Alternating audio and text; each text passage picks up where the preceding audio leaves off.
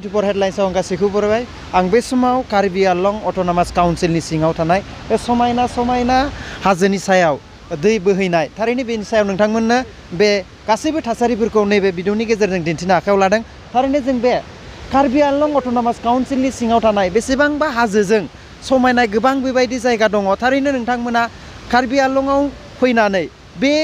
गुफुर हाजोनिफ्राय दै बोहैनाय बेखौ नायनानै नोंथांमोना गोबां गोजोननाय लानो हागोन। बेनिखायनो केमेरा पार्सन बिथांखौ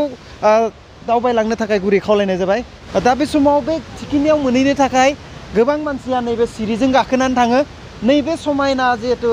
गोजा गोसोम गुफुर गाबजों बुंफबनाय बे बिथांमोननि मोनसे कालचार, जेरै बर'आव गोमो गाबखौ जोङो गावनि हारिनि गाब होनो, कार्बि आंलंआव बेबायदि गोसोम गोजा गुफुर बे मोनथाम गाबखौ गावसिनि हारिनि गाब हिसाबै बिथांमोना फालियो। थारैनो बे समाव जों बे सिरिजों गाखोनानै थांगोन। बै समायना बे दै गोलैनाय हाजो सानिफ्राय दै गोलैनाय बेखौ नायनोबा बे सिरिजों गाखोलांनांगोन। थारैनो जों गाखोलांनो नाजादों। दे जायगाखौ नायनो फैनाय गोबां सुबुं दंफैयो। थारैनो बे सुबुंफोरनिफ्राय जोङो मिथिना लागोन बिथांमोना बेयाव फैनानै बे समायना हाजोनिफ्राय दै बाज्रुमनायखौ नायनानै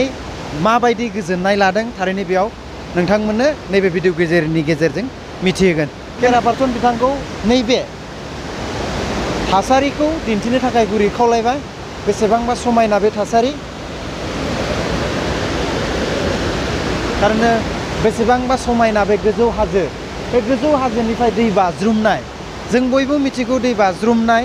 हाजोनिफ्राय दै बाज्रुमनाय बेसेबांबा समायना दै बाज्रुमनाय। थारैनो केमेरानि गेजेरजों नोंथांमोनाबो नुनानै गोजोननाय मोन्दों आरो बेयाव फैनानै नोंथांमोना गोबां गोजोननाय लानो हागोन। थारैनो बे समायना जायगाखौ नोंथांमोनाबो नैबे भिडिअनि गेजेरजों नुनानै मिथिखादों जानो हागौ। जोंबो बेयाव बे दिनैनि दिनाव नोंथांमोननो नैबे भिडिअनि गेजेरजों दिन्थिनो नागिरदों। जों बेयाव गोजोननाय लानो नागिरदों। थारैनो बे समायना थासारि, बे कार्बि आंलं जिल्लानि सिङाव थानाय बेबायदि गोबां जायगा, बे मोनफा जायगाखौ नोंथांमोननो नैबे भिडिअनि गेजेरजों दिन्थिलांबाय थागोन। थारैनो जोङो साखाथियाव थांनानै बिनि गासैबो थासारिफोरखौ दिन्थिनो आखायाव लागोन। दै बाज्रुमनाय, बे हाजो सानिफ्राय दै बाज्रुमनाय समायना थासारिखौ नायनानै गोबाङा गोजोननाय लानो हागोन। थारैनो बे कार्बि आंलं जिल्लानि सिङाव थानाय गोबां जायगायाव बेबायदि दं। थारैनो बयनिख्रुइबो साबसिन बे हाजोनिफ्राय दै बाज्रुमनाया। बे दै बाज्रुमनायनि सायाव जोङो माखासे बाथ्रा मिथिगोन। बिनि सिगां केमेरा पार्सनखौ सोरगिदिं थासारिखौ दिन्थिनो थाखाय खावलायबाय।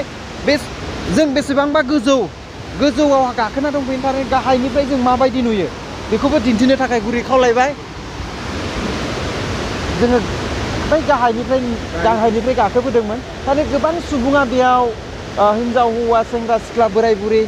ज' बेयाव बे हाजोनिफ्राय दै बाज्रुमनायखौ नायनानै गोजोननाय लाफैयो। जों बेखौ नोंथांमोननो नैबे भिडिअनि गेजेरजों दान्दिसे समाव दिन्थिगोन। बा गोबां सुबुङा बेयाव माखासे गोजोननाय लाफैदों आरो बे जायगाखौ नायफैदों। थारैनो बेयाव बिथांमोना बेखौ नायनानै मा मोनदों आरो माबायदि गोजोननाय लानो हादों आरो बेयाव मा मोनसे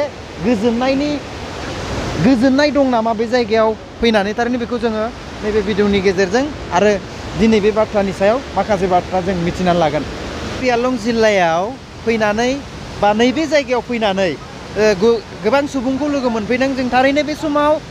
खौसेथि बर' सुबुं आफाद मिरु आफादनि आफादगिरि, लोगोसे कार्बि आंलं जिल्ला खौसेथि बर' सुबुं आफादनि आफादगिरि बिथां सानैया दं आरो बिथांमोनजों गोबां बे आफादनि मावथिफारिया बिथांमोनखौ लाफानानै दिनै बेयाव फैनायखौ जों नुनो मोन्दों। थारैनो बे समाव बिथांमोना बेयाव फैनानै बे जायगाखौ नायनानै माबायदि मोन्दों बिनि सायाव जों मिथिना लागोन। थारैनो बे समाव प्राइम 24 हेडलाइन्सआव बरायग्रोना लानाय जाबाय।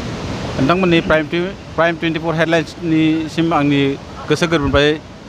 साबायखर बावबाय। बे समाव कार्बि आंलंनि जिहेतु बे दै बाज्रुम, हाजोनिफ्राय दै बाज्रुमनाय, बेयाव फैनानै माबायदि मोन्दों आरो मा मेसेज होनो सानदों बिनि गेजेरजों। दा बे जायगायाव फैनानै जिहेतु कार्बि आंलं जिल्लानि बे बेलुघाट दै बाज्रुमनाय जिहेतु वाटारफल, बेयाव फैनानै गोसोखौ जोबोद गोजोननाय मोन्दों। दै बाज्रुमनायजों लोगोसे साखाथि फाखाथि जितु मिथिंगानि महर, ओरैबायदि हायना गोनां बिनि महरा, बेखौ बुंनो थाङोबा हयथ' बे जायगाया मोनसे मिथिंगानि रानि होननानै बुंनांगोन थारमाने। आरो बेयाव फैनानै गोबां मानसिफ्रा गोजोन फैयो, बेरायनो फैयो आरो जायगाफोरखौ नायबा खोब साब सिखुन। आरो आं बिनिफ्राय बेखौनो मेसेज होनो नागिरो, जुदि जों नेचारखौ जुदि बिनि जिथु नेचारनि जिथु माबा बाय'डाइभारसिटि बा इक'लजिकेल बेलेन्स बेखौ जों हमथाना लाखिनाया बयनिबो खामानि बियो आरो बे जिथु मिथिंगा बेखौ सेभ खालामना लाखिनाया जोंनि मानसि जाथिनि थाखाय जोबोद गोनां आरो बिदि जायगा जोबोद नांगौ जोंनो थाखाय बेरायनो थाखाय बा जोंनि गोसो गोजोन होनो थाखाय बेफोर जायगाखौ सेभ खालामनो आरो माखासे बेयाव माखासे डेभेलपमेन्टनि माखासे खामानि मावगासिनो दं आरो मावनो गोनां गोबां दंबावो जेराव थांफैया मोजां लामाफ्रा मोजां जायाखै बेफोरखौ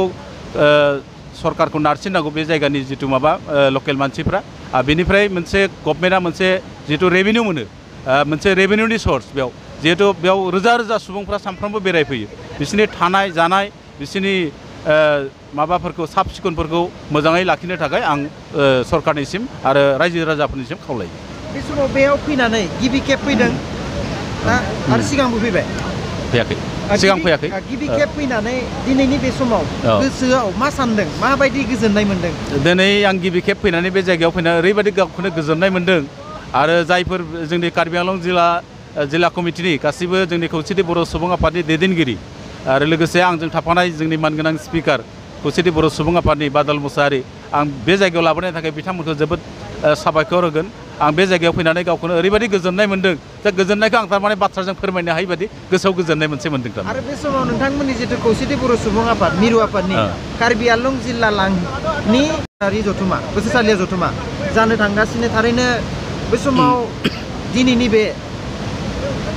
जोंनि रादाबनि गेजेरजों मा फोरमायगोन आं बे नोंथांमोननि चेनेलनि गेजेरजों बेखौनो फोरमायनो नागिरदों जिहेतु खौसेथि बर' सुबुं आफादनि 90 कनफारेन्स बे 90 कनफारेन्सआ जोंना मोनसे जारिमिनारि होननानै जों बुंनांगोन मानोना खौसेथि बर' सुबुं आफादा जोनोम जानायनिफ्रायनो बिटिआरनि बाहेराव थानाय बर'फोरनि थामोनथाखौ गोजोर खालामनो रांखान्थि भाबै जौगाथाय होनो सोलोंथाइ भाबै जौगाथाय होनो सामाजिक भाबै जोंनि समाजखान्थि नेमखान्थिफोरखौ रैखाथिनि थाखाय जों मोनसे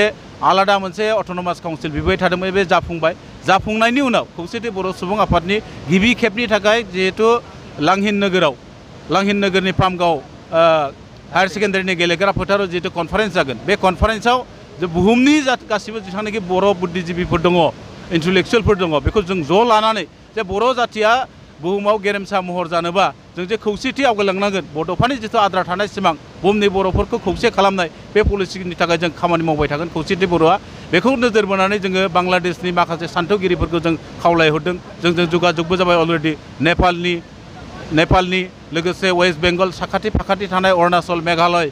नागालेण्ड बायदिसिना बर'फोरखौ लिंहरनानै जों बेयाव ज' खालामगोन आरो लोगोसे जोंनो थाखानाय जिबिलाक माहारियारि आफादफोर दङ जोंनि गेजेराव बर' हारिनि गेजेराव जों जयै लिंहरनानै जयै जों बोरैहाय ज' आवगायलांनो हायो जयै आवगायलांनानै जों दावगानायनि बोरै खामानि मावनो हायो बर' जाथिखौ बोरै गेरेमसा महरै दानो हायो बेनि थाखाय जों खामानि मावनो थाखाय जोङो ओंखारबोदों गोजोननाय थाबाय बे समाव जों गोबां खोथा मिथिबाय खौसेथि बर' सुबुं आफादनि दैदेनगिरि आफादगिरि बिथांखौ दान्दिसे सम लोगो मोननानै बिथांमोननि साननाय आरो मावनो गोनां थांखिफोरखौ जों मिथिना मोनबाय आरो बे समाव कार्बि आंलं जिल्लानि जि दैदेनगिरि बिथाङाबो दङ हिसाबै बे थासारि आरो लोगोसे बियो माब्लानिफ्राय बे जायगाया मानसिफ्रा मिथिनानै बे जायगायाव गोबां जायगानिफ्राय मानसि फैयो बेखौ जों मिथिदों थारैनो बे समाव बिनि सायाव मा फोरमायगोन आरो बे जायगाखौ गुबैयै मा जायगा होनो आरो बे जायगाया माब्लानिफ्राय बेबायदि जाजेननाय आसलते बे जायगाखौ भेलुघाट होननानै मिथियो बयबो आरो बेखौ जोङो माब्लानिफ्राय होननानै बुङोब्ला बे जों जन्म जानायनि बिराद आगोलनिफ्रायनो दंखायो बेयाव मोनसे इलेक्ट्रिसिटि मोनसे प्रजेक्ट दंमोन बे प्रजेक्टआ मोनसे समाव बिराद मोजां सोलिदोंमोनबो जों होनब्ला उन्दैमोन दा माखासे नैबायदि एक्सट्रिमिस्ट आरो गोबां माखासे नैबायदि खना खनला माखासे माने कमिउनिकेशन माखासे प्रब्लेमनि थाखाय बे लासैनो बन्द जालांदों जों मिथिनो मोन्दों ओरैनो जोंनि कार्बि आंलं अट'नमास काउन्सिला बेखौ मालाबा खनसे आरोबाव मोजाङै गोदोनि बायदि बानायफिनगोन होननानै आरो बेयाव जथेस्थ' माने सोर्सबो दङ हायोबो गोदो जिहेतु सोलिखांनायसो दा जायखिजाया गोदोनि बायदि बानायफिनगोन होननानै आरो बेयाव जथेस्थ' माने सोर्सबो दङ हायोबो गोदो जिहेतु सोलिखांनायसो दा जायखिजाया जोङो बुंनो थाङोब्ला जों एसे उन्दैयाव सम फैबाय थादों बेहाय दा एसे साबसिन जाबाय आगोलाव नैबे खाथिसिमहालागै लामा बिदि गैयामोन दा जों एकदम गुदिसिमहालागै गारि मटर लाबोनो हाबाय बे मटरेबल जाबाय दा ओंखायनो जायखिजाया नैबे नोंथांनि जिथु सोंलु बे बेसेबां समनिफ्राय होनना बुङोब्ला आंथ' बुंगोन दा जों बेखौ माने बुंनो हानाय नङा खारन बे जोंनि जोनोमनि बिराद आगोलनिफ्रायनोखा बे नेचारेल बिउटि बे गोदोनिफ्रायनो दंखायो आरो बेयाव मोनसे प्रजेक्टबो दङमोन बे प्रजेक्टआ आजि माने more than 30 yearsसोनि आगोलावनो गैलिया बेहाय दा माखासे फिसा फिसौ मेसिन दङमोन बे मेसिनफोरखौबो गासिबो थिखांनानै लांबाय होननाय खोनादों जोङो खोब मोजाङै मिथिला जिहेथु जों बै समाव एसे उन्दैमोन बे समाव बियो बेबायदि समायना थासारिया नायनायनि जायाव औ नायनानै गोजोननायनिल' जानानै दं आरोखि दा बर्थमान बेनो नायनानै गोजोननायजों लोगोसे जोंनि कार्बि आंलं काउन्सिला बेनिफ्राय एसे एनै रेभिनिउ मोनदों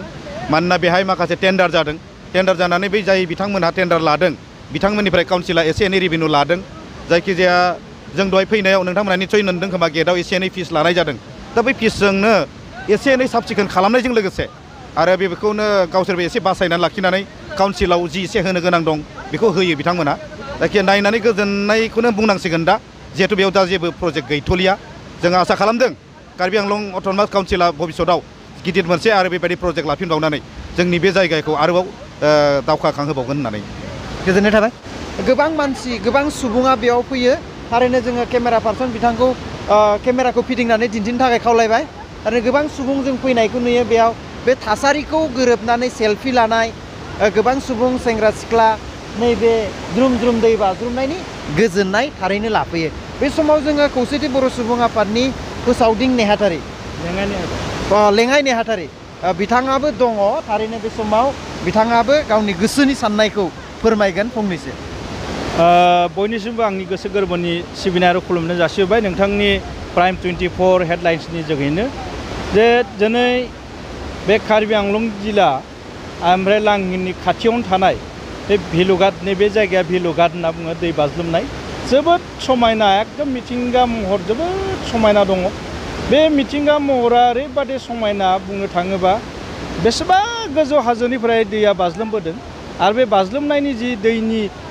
जि बाज्रुमनाय सोदोब बे सोदोबा थारैनो जोबोद खोनासंथाव जोबोद गोमोथाव जे जों बेखौनो खावलायनो सानो मिथिंगाया इसोरा थारैनो समायना रमायना महर दाना होदों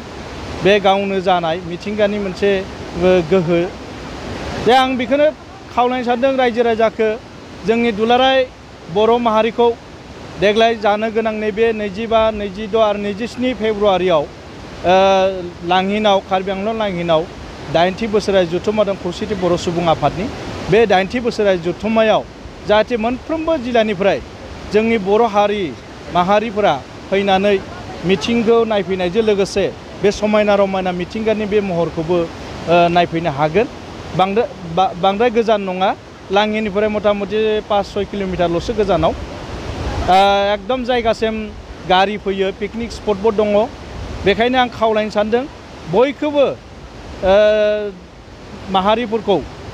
सुबुं माहारिखौनो फैनानै बे जायगाखौ नायफैनो थाखाय बेखायनो बे दिनैनि